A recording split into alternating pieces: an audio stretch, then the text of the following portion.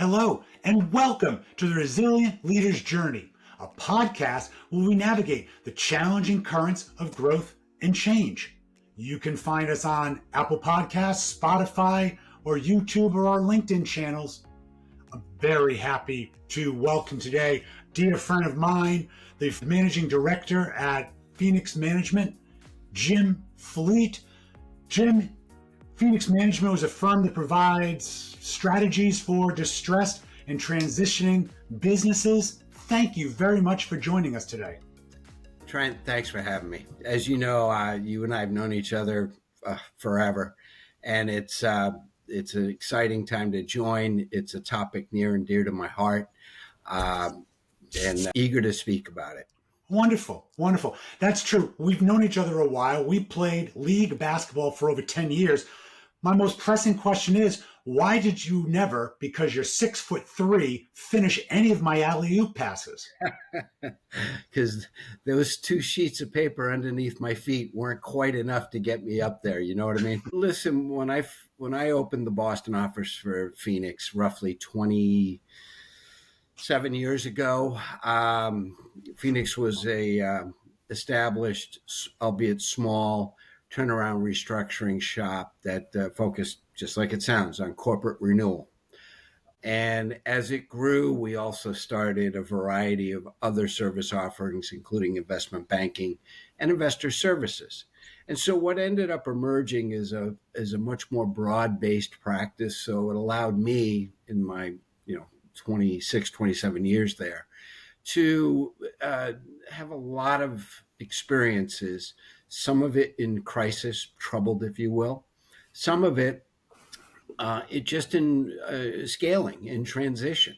It's not always about trouble. Scaling a business, there are many, many great founders who get a business to a point, and that point might be 20, 30 million in revenue, or even 50, 75 million or more. And then they plateau and they need help to scale it, to get it to a couple 100 million, 300 million, and so forth. And those are not all folks are built for that. They're just not. And it takes time to work through it.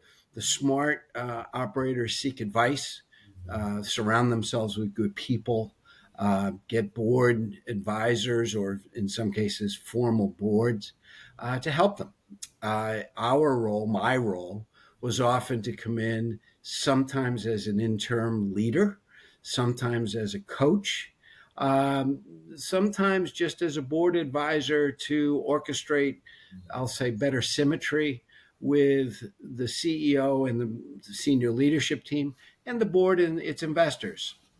So that it's been a wonderful, it was, I should say, a wonderful career, a wonderful run, but all of which exposed me to almost 200 cases and well over 100 cases involving those types of things that I talked about. So, Jim, it must take an owner a certain sense of humility to recognize that they've plateaued. I mean, they've built something at whatever scale, 20 million, 30 million, 100 million, but a certain sense of humility to understand that their skill set to run a business is limited. Is that how you see that? And how do you think of those owners when they make that decision? You're right that it does require a level of humility. Sometimes that humility is achieved voluntarily and they see it. Sometimes not so much, in that their board needs to, I'll say, enhance it or encourage it. And frankly, sometimes they get into a level of trouble, right? Because they made a few mistakes along the way, and it forces them to face sometimes some hard truths. So it's all the above. But I think the real takeaway is, when we talk about leadership, is having a healthy dose of humility. And we should probably talk a little bit about how that morphs itself. But the reality is, if you can just accept the fact that being really smart and really good at creating something in a business oftentimes means eventually wanting that help to scale it to the next level, whatever that next level is defined as. Sure. It's Sure. different things, different people. One of the first tenets I would say of resilient people is that they accept their reality. They have to accept that they're limited. They are limited. Mm-hmm. They may be brilliant and to gotten this far, but that doesn't mean that they can run a business like Jack Welch can, right? Right. Yeah. No, that's a great analogy. Yeah. I mean, the fact is, the sometimes when things are, can't tell you how many entrepreneurs I've met. This, oh, it was so much easier when the business was simpler, or when I could just see, touch, and feel everything. And I'm like, of course it's easier. It's just sitting right there in your basket, and you look at it, and you do what you do. But that's not reality, right? That's Reality right. is if you want to grow the business, that basket either has to get a whole bunch bigger, or there's got to be multiple baskets of movement in the business, and Sure. that's what happens. Sure. I mean, listen, running my lemonade stand when I was 8 years old was really easy. I didn't have to worry too much. I didn't even have to worry about customers, frankly. Yep, yep. Yeah. They just came to you, and you gave them what they Just wanted, and showed up. I didn't have to worry about employees. That made it really easy too. yep. I think what happens so oftentimes is when you're talking about transitioning and scaling a business is there are two things. I mean, there's common threads and themes throughout all of it, but two things: revenue never happens as fast as you want it to or expect it to, generally, and the other is cash flow. Right? If I just need to build this and they will come.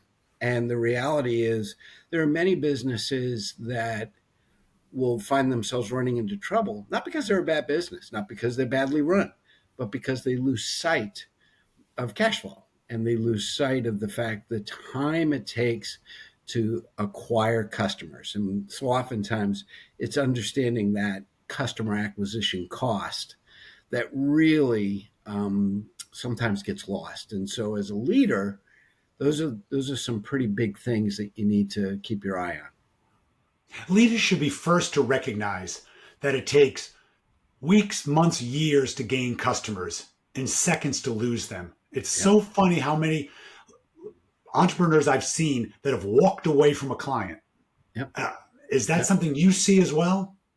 Well, the funny thing is they, I don't know if sometimes it's important to understand where you're making money. And sometimes, even though you've got the big customer, um, not all customers are created equally, Mm-hmm. and not all customers are profitable.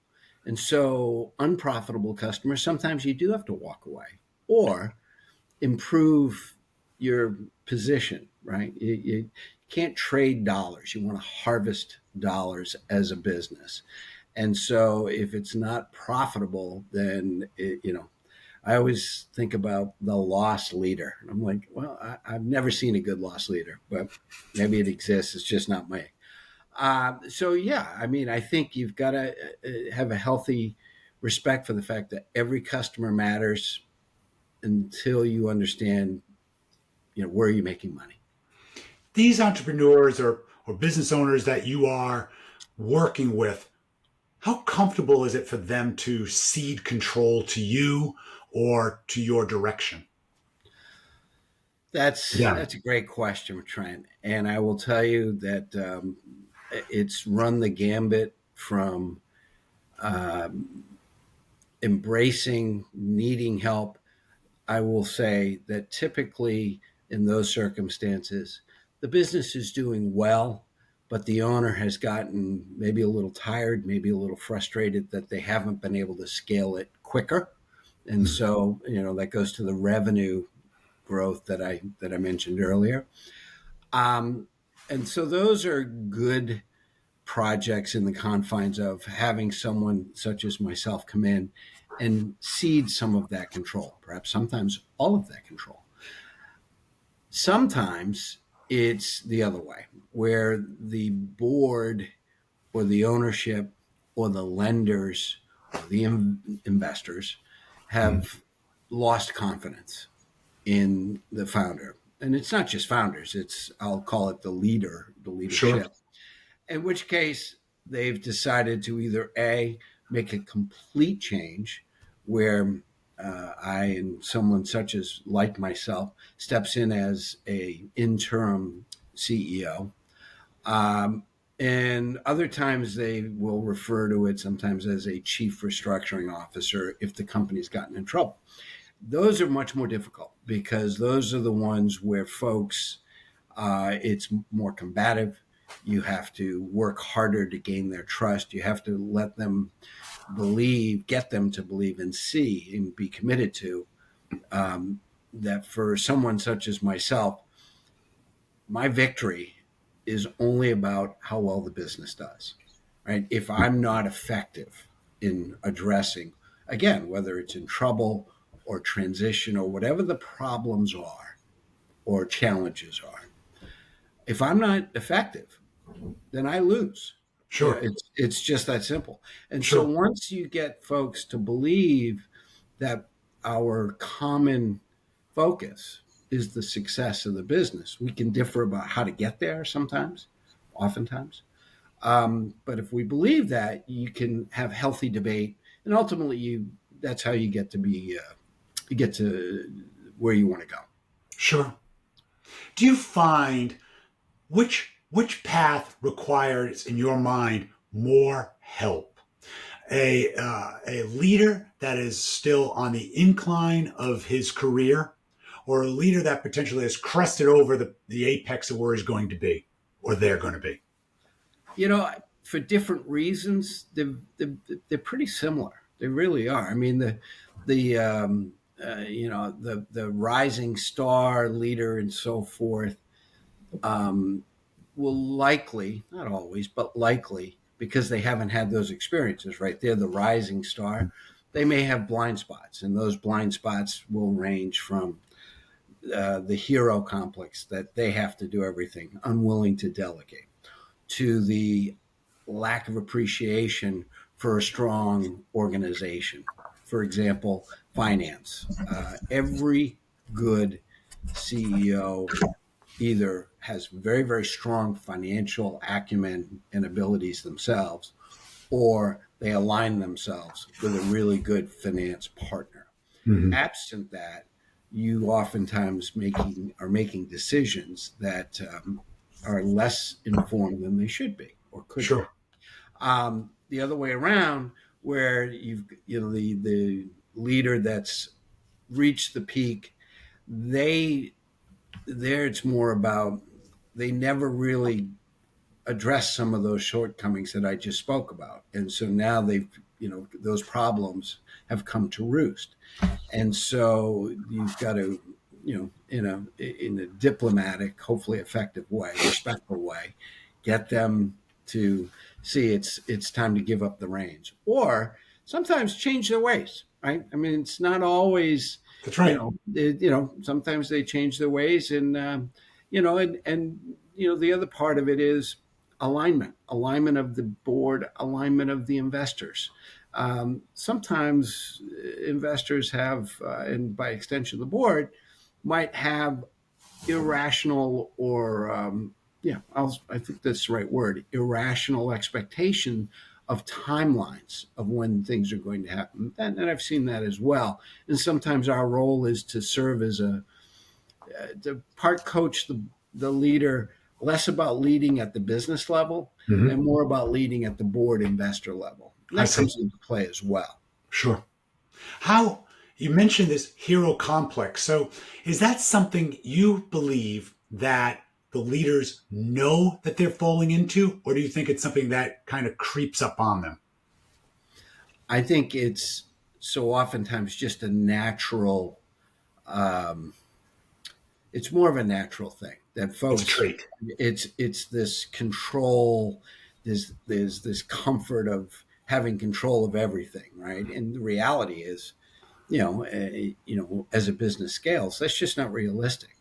And so what you end up doing is you might attract good talent for a period of time, but good talent will only stay within the organization if they're given the opportunity to grow, to learn, and make an impact. Sure. That's that. If so, whether I mentioned finance, could be sales, could be operations. It really doesn't matter. Good organizational talent stays when they see the opportunities to win, they see the opportunities to grow and to make an impact. If you're the leader and they lose confidence in those things being available to them, eventually they will leave. Sure. That's just what experience tells us. So, the leader has got to be the one that charts the course, manages and inspires that next tier down, that organization, and communicates the message in a way that people buy into. Sure. Can you give us an example of a really distressed or challenging situation that you had to walk into Mm-hmm. that required a different level of leadership than the company already had, and how did you provide it? Yeah, I think there's a couple, but the one that I'll harken back to um, was a software company. I'll save names to protect the Sure. innocent, but and I think I mentioned a little bit of a misalignment of leadership and the board and investors and whatnot. And the reality is that the company that I'm referring to had gotten itself into very difficult straits. They had some blind spots organizationally. They were uh, struggling from a revenue standpoint. So and more importantly, there was a disconnect, or I think the best way to say it is disconnect between the CEO and the rest of, I'll say, the staff. And what I mean by that is, and this happens a lot, is the company was in trouble, didn't want to acknowledge the company was in trouble, and yet all the people, they knew the company was in trouble. Of Okay, they course. Yeah. they know the trouble, They and know the this price of milk. Absolutely. it's just the way it is. And so, to cut to the quick, I was dropped in as the interim CEO, and there had been some disconnect between the board and the CEO as well. Anyway, to the point. The reality is that first, I did a rapid financial review and tried to do a quick walk to at least shake hands with some of the people that were viewed as some of the key folks. And then I did a town hall, and it was a blended town hall. This was a while ago, so it was actually in person, but it was They still also have those meetings? I, anyway, and there was some video, but it was multinational. So anyway, and one of the investors, and it was a very very bright gentleman, young man, and he was very interested in being involved. He was very interested in my PowerPoint. He wanted my PowerPoint. He wanted to provide input on my PowerPoint. And I basically said, that's interesting because I don't use PowerPoints. Well, how are you going to do the town hall meeting? I said, I'm going to get up there and I'm going to talk. I'm just going to, tell people who I am, what I am, why I'm there, and make sure that they understand that things do need to change, and make sure that there's an acknowledgement that we have challenges. And he was completely concerned about that. He really, really made him uncomfortable. He had lived in the investor world that PowerPoint's for everything. And PowerPoints have a purpose, don't misunderstand. But Sure. Of course. if you're going to be the leader of a business, an organization, authenticity trumps everything.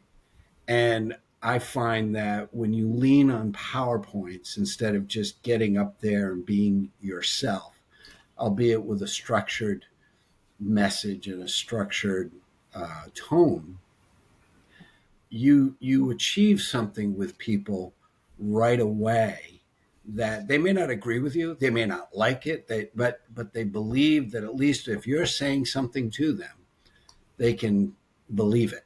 They can, and that is really, especially when a company's in trouble, is essential. Like they've got to believe that there is authenticity, that there is a path forward, that you have the credibility to do that. So I think the way I would characterize that is you've just got to get up there and talk to people. And then you've got to follow it up by getting in front of them.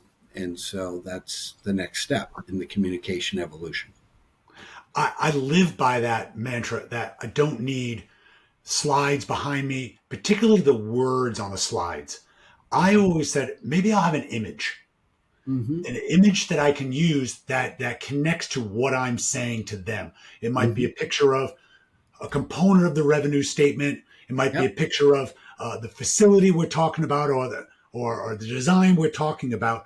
But Yep. that's it, Yep. because I always like the fact that people are going to pay more attention to the speaker that has something quality, meaningful to tell them, as opposed to what feels a little dispassionate that's printed behind it. I'm Particularly if they go with 10 lines on a slide. Yeah, there's you've lost your audience in the first minute and a half, and Sure. especially in the situation I described, people were tired, people were frustrated, people had, again, if the one of the biggest, I'll say, secrets to being a good turnaround person is talking to the people, and because they know where the gaps are. They are, and if you give them the floor, the opportunity, and you have to have an ability to filter it a little bit sometimes, but nonetheless, the information is invaluable if Sure. you just listen and you get that. And so oftentimes when you talk about leadership, having that disconnect is you can't win. You Right. just can't. Just can't. Jim, what do you think about the value of storytelling for leaders? Is that a trait that you think should be enhanced, worked on, exercised, or overblown? I think that folks, and the answer is having an ability to incorporate storytelling in a way that obviously conveys a message, conveys a concept, etc. I think is a really, really good skill to have, Hmm. unless you don't have it. Okay. And the reality is, excuse me, if you got it, use it. If you've got it a little bit and you can enhance it and do better, and that takes sometimes some coaching, some people to tell you, hey, you lost your way there a little bit or something. Okay, you can, but if it's not something you do well, uh, it's not. It's the opposite. It's a very negative thing. He's like, oh, there they go again, and Right. and I just don't think that is, in one of the things that, and we're talking about leadership here. Leadership comes in all shapes and sizes, and not one size fits all. One size might work well in certain environments and less so in other environments. So there are common themes, and obviously I've emphasized authenticity. I think communication in general is another biggie. But in reality, it's good leaders understand why or how they can inspire and convince people to want to follow them, Sure. and they stay true to that, right?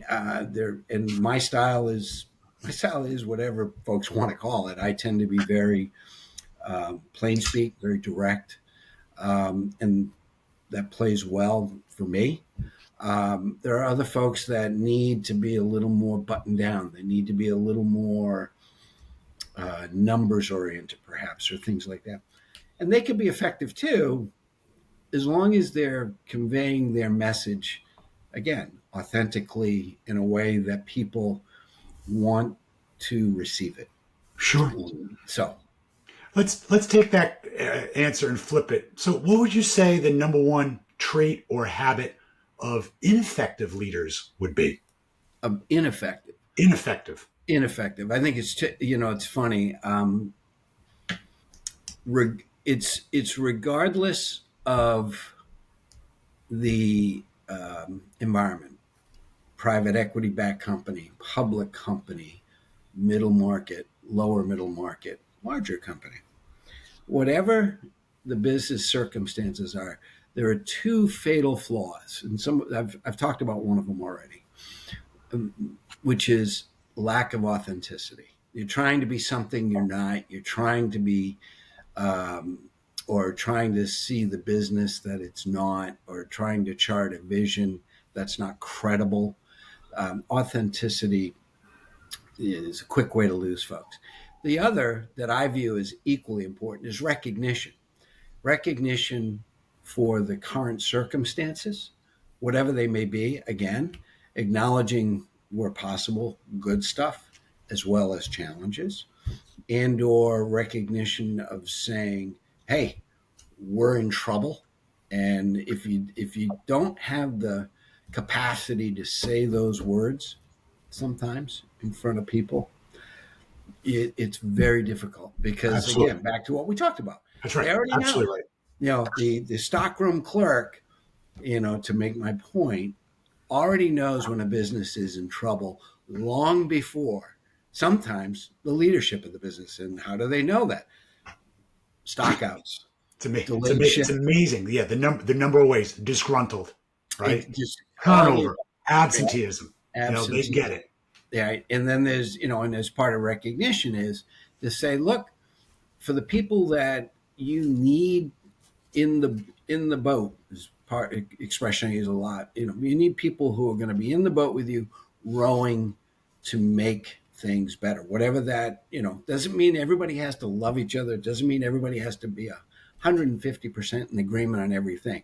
But in general, that boat has to be rowing in the same direction, or it's very difficult to win. And conversely, in the same vein of recognition, and I was taught this by a gentleman who was running companies long before me, sometimes it takes the removal of a recognized malcontent, someone who is visible, someone who is in a leadership role that they've made it clear they're not on board. They're not part of the team, but they're viewed as sometimes, quote, untouchable. Maybe because they've got special customer relationships, Right. Yes. or some sort of special knowledge. I've seen it all. I've seen it plenty of times too, Jim. And the reality is, you got to get them out. You got to remove them, and the sooner the better.